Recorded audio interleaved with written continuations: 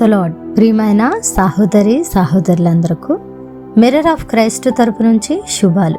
ప్రియమైనటువంటి వాళ్ళారా, మీరందరూ బాగున్నారని, అలాగే ప్రతిరోజు డైలీ వాగ్దానం ద్వారా ఆదరించబడుతూ ఉన్నారని విశ్వసిస్తూ ఉన్నాము.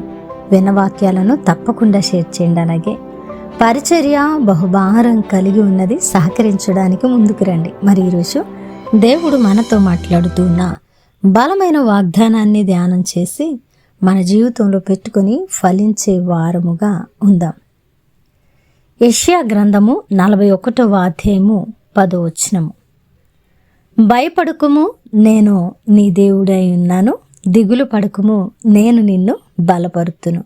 దేవుని నామానికి మహిమ కలుగునుగాక. ప్రియ సహోదరి సహోదరుడా, ఈరోజు మనము భయముతో బిక్కుబిక్కుమనుకుంటూ నిలవబడి ఉన్న పరిస్థితులు ఒకవేళ దేవుడు చూచి ఎరిగి మనతో మాట్లాడడానికి ఇష్టపడుతూ ఈ మాటను మాట్లాడుతూ ఉన్నారు. ప్రియమైనటువంటి దేవుని బిడ్డ, ఏదైనా భయము చేత కృంగి ఉన్నావా? ఏదైనా దిగులు చేత పడిపోయి ఉన్నావా? లేదంటే ఈ పరిస్థితిలోంచి నేను ఎలాగోనా బయటికి రాగలను అని అనుకుంటూ ఉన్నావా? అయితే శుభ వాగ్దానం ఇది. భయపడకు ప్రియమైనటువంటి బిడ్డ, నేను నీ దేవుడని కదా, నీ దేవుడనై ఉన్నాను కదా, ఎందుకు నీకు దిగులు? నేనే నిన్ను బలపరిచే దేవుడను. ఎంత మంచి మాట అండి. మనుషులు ఈ మాట చెప్పడం లేదు, కానీ సర్వ సృష్టికర్త మనతో ఉన్నటువంటి దేవుడు మనతో మాట్లాడుతున్న బలమైన మాట. మనము పరిస్థితులను చూసి భయపడుతూ ఉంటే, మన స్థితిగతులను బట్టి మనం బెంబేలెత్తిపోతూ ఉంటే, మనం ఇక దుక్కు తోచని స్థితిలో ఎక్కడో పడిపోతాం, నలిగిపోతాం, జారిపోతాం, ఈ పరిస్థితి నుంచి బయటకు వచ్చే పరిస్థితే లేదు అనేటువంటి ఆలోచనలు కలిగి ఉంటే, అలాగున ఉండి ఒకవేళ భయపడుతూ ఉంటే, నిన్ను చూసిన దేవుడు, సతమతమవుతున్న నీ పరిస్థితులను ఎరిగిన దేవుడు మాట్లాడుతున్న మాట ఇది. భయపడవద్దు, భయపడవద్దు. దేవుడు చెప్పినప్పుడు ఈ మాటను సదా నువ్వు అంగీకరించి పట్టుకొని, భయము లేక దేవుని మీద విశ్వాసం ఉంచి దిగులు పడక నువ్వు మునుముందుకు అడుగులు వేస్తూ ఉంటే, నిన్ను ఆయన బలపరిచే దేవుడు, నీ పక్షమున యుద్ధము చేసే దేవుడు, నీ పక్షమున కార్యము సఫలము చేసే దేవుడు, విశ్వాసముంచిన నిన్ను నిలువబెట్టే దేవుడు కదా. కాబట్టి ప్రియ సహోదరి సహోదరుడా, ఈరోజు ఈ వాగ్దానమును పట్టుకో. దేవుడు మాట్లాడుతున్న మాటను ఆధారం చేసుకో. ఆయన భయపడవద్దు అని చెబుతూ ఉంటే మనం ఎందుకు భయపడాలి? ఆయన్ని ఆధారం చేసుకుని ఎందుకు విశ్వాసంతో అడుగులు వేయకూడదు? మరి ప్రియమైనటువంటి సహోదరి సహోదరుడా, ఈరోజు నీవు ఏ పరిస్థితిలో ఉన్నా భయపడవద్దు, దిగులు పడవద్దు, జారిపోవద్దు, చింతలో ఎట్టి పరిస్థితుల్లో కూడా కృంగిపోవద్దు. ఎందుకంటే ఆయన మనల్ని బలపరిచే దేవుడు.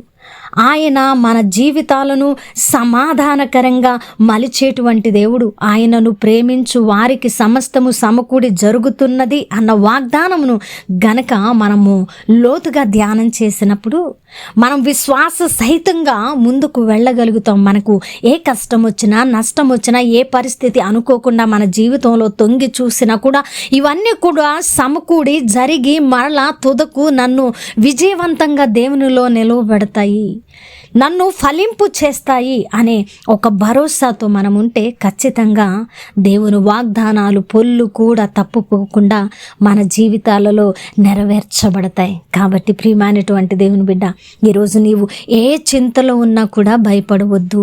ఆయన నిన్ను సమాధానపరచడానికో నిన్ను మభ్యపెట్టడానికో మాట్లాడడం లేదు. ఆయన ఇచ్చిన వాగ్దానం నెరవేర్చడానికి మాట్లాడుతూ ఉన్నారు.